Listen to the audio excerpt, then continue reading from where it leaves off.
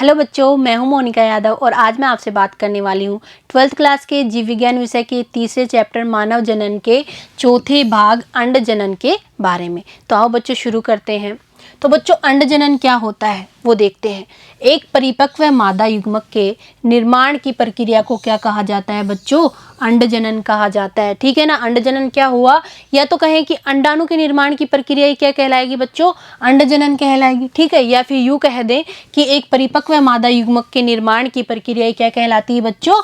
अंड जनन कहलाती है। ठीक है ना, जो कि पुरुष के शुक्राणु जनन से स्पष्ट रूप से भिन्न है। तो बच्चों हमने इससे पहले क्या पढ़ा था? शुक्राणु जनन की क्रिया पढ़ी थी। ठीक है, कि कैसे शुक्राणु का निर्माण होता है। तो बच्चों ये जो अंड जनन की प्रक्रिया होती है वो शुक्राणु जनन की प्रक्रिया से बिल्कुल ही अलग होती है। ठीक है, उसको हम देखते हैं कि कैसे। तो देखो बच्चों, अंड जनन की शुरुआत है वो कब हो जाती है? अंड जनन की शुरुआत भ्रूणीय परिवर्धन चरण के दौरान ही हो जाती है। ठीक है, अब जब कई मिलियन मात्र युग्मक कोशिकाएं या फिर कहें कि जो अंड जननी है वो प्रत्येक भ्रूणीय अंडाशय के अंदर विनिर्मित होती हैं। ठीक है ना, जो प्रत्येक भ्रूणीय अंडाशय है उसके अंदर क्या बनती है बच्चों? अंडजननी कोशिकाएं बनती है। ठीक है बच्चों, फिर अब बात आती है कि जन्म के बाद क्या होता है? वो जो अंडजननी का निर्माण हुआ था ना बच्चों, ठीक है, वो क्या होता है कि जन्म के बाद अंडजननी का निर्माण और उसकी वृद्धि नहीं होती है।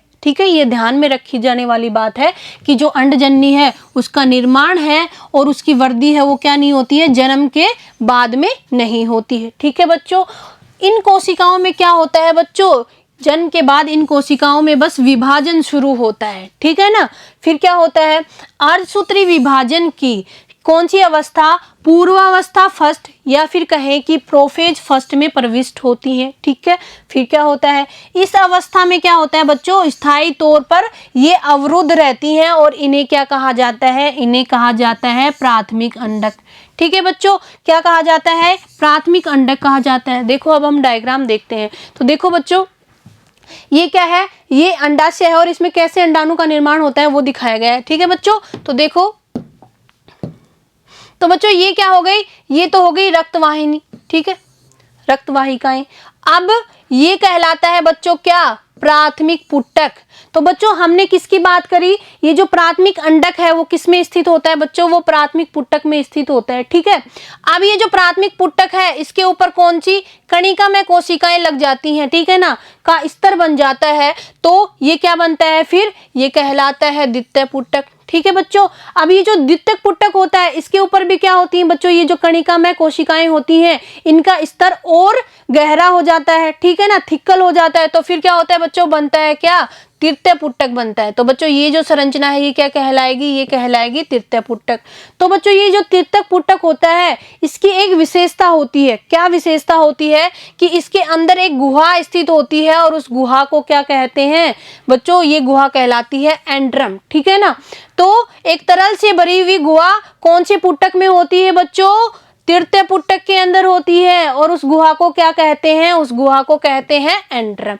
ठीक है बच्चों, फिर क्या होगा बच्चों? फिर क्या बनेगा? फिर बनेगा ग्राफी पुटक। ठीक है ना, और ये जो ग्राफी पुटक है ये फटकर क्या अंडाणु को रिलीज करेगा या फिर कहें कि अंडाणु को मोचित करेगा। ठीक है, तो बच्चों अब देखते हैं इसके बाद प्रत्येक प्राथमिक अंडक, जो प्राथमिक अंडक होता है ना बच्चों, उसके ऊपर क्या होता है? ये कणिका में कोशिकाओं की परत से आवर्त होता है और इन्हें प्राथमिक पुटक कहा जाता है। ठीक है, ये हमने डायग्राम में देख लिया था।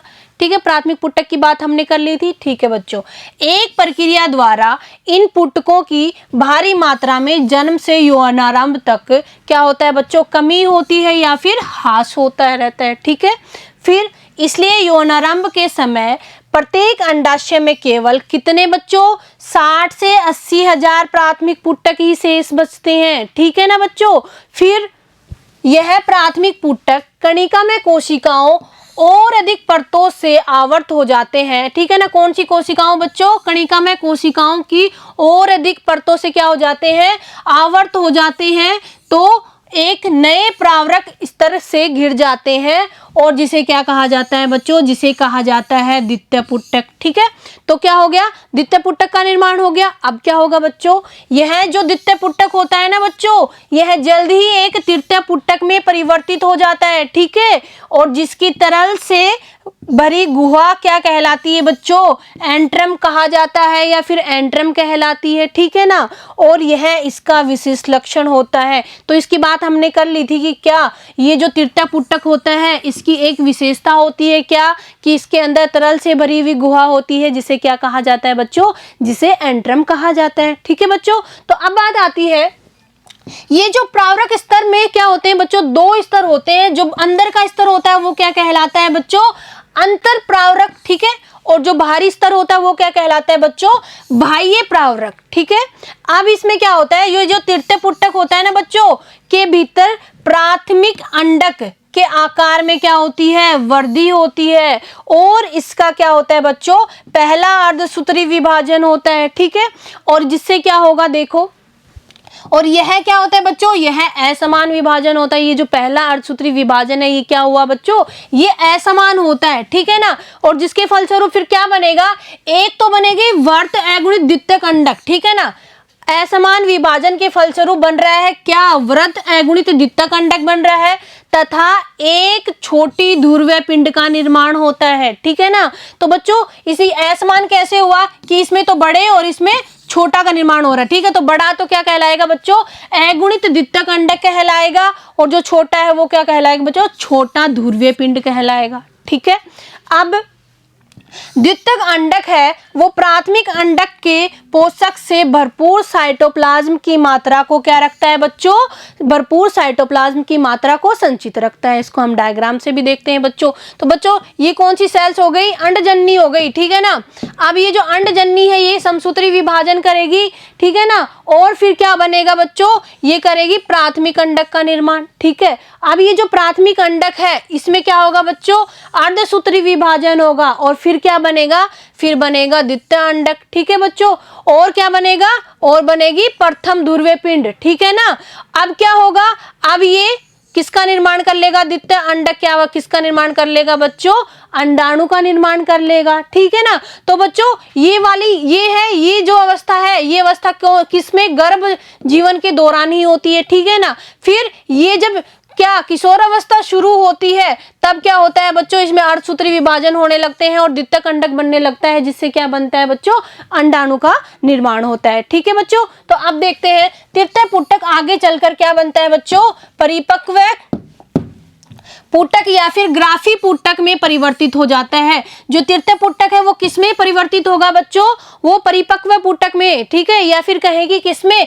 ग्राफी पुटक में परिवर्तित होता है। ठीक है, और द्वितीयक अंडक अपने चारों ओर एक नई झिल्ली का निर्माण करता है, जिसे क्या कहा जाता है बच्चों, जिसे कहा जाता है पारदर्शी अंडावरण। ठीक है ना, ये जो द्वितीयक अंडक है ये क्या करेगा, अपने चारों ओर क्या एक पारदर्शी झिल्ली का निर्माण कर लेगा बच्चों। ठीक है ना, जिसका नाम क्या होगा, पारदर्शी अंडावरण। ठीक है, अब बात आती है बच्चों कि अब ग्राफी फटकर क्या करेगा, द्वितीयक अंडक को अंडाशय से मोचित करता है, और इसी प्रक्रिया को क्या कहते हैं बच्चों, इसी प्रक्रिया को कहते हैं अंडोत्सर्ग कहा जाता है। ठीक है ना, तो अंडोत्सर्ग क्या हुआ बच्चों, अंडाणु का मोचित होना ही क्या कहलाता है, या फिर कहें कि अंडाशय से अंडाणु का मोचित होना या रिलीज होना ही क्या कहलाता है बच्चों, अंडोत्सर्ग कहलाता है। ठीक है बच्चों, तो अब हम देखते हैं, हमने क्या देख लिया बच्चों कि अंडाणु कैसे बन रहा है। ठीक है, अंडजनन की प्रक्रिया हमने देख ली, और इससे पहले ही वाली जो वीडियो थी उसमें हमने क्या देखा था कि जो शुक्राणु जनन है वो कैसे होता है, शुक्राणु का निर्माण कैसे होता है। अब क्या करेंगे बच्चों, इन दोनों में अंतर देखेंगे। ठीक है ना, कि इन दोनों के बीच क्या क्या अंतर होता है। ठीक है बच्चों, तो देखो बच्चों ये क्या है, शुक्र जनन है, और वो क्या है, अंडजनन है।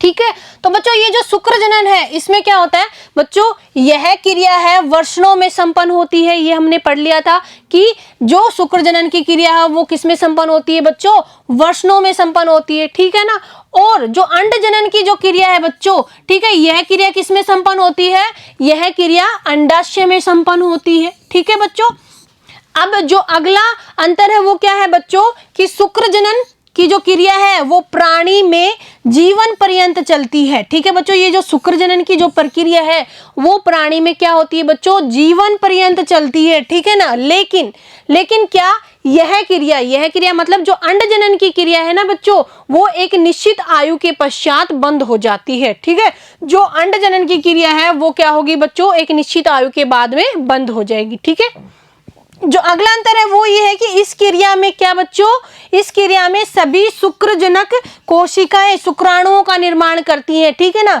जितनी भी शुक्रजनक कोशिकाएं हैं बच्चों वो सभी क्या करती हैं बच्चों, वो सभी शुक्राणुओं का निर्माण करती हैं। लेकिन अंडजनन में क्या होता है बच्चों, इस क्रिया में केवल एक अंडजनक कोशिका अंडाणु बनाती है। ठीक है ना, अन्य अंडजनक कोशिकाएं वर्धी प्रावस्था में क्या हो जाती हैं बच्चों, नष्ट हो जाती हैं। ठीक है ना, फिर जो अगला विभाजन है वो क्या है, शुक्राणु पित्तक रहित एवं क्या होते हैं बच्चों, गतिशील होते हैं। ठीक है ना, लेकिन जो अंडाणु होते हैं वो क्या होते हैं बच्चों, वो होते हैं पीतक युक्त एवं गतिहीन। ठीक है ना, अंडाणु होते हैं वो गतिहीन होते हैं, लेकिन जो शुक्राणु होते हैं वो क्या होते हैं बच्चों, गतिशील होते हैं। ठीक है बच्चों, तो आज की क्लास में इतना ही, मिलते हैं अगली क्लास में। धन्यवाद।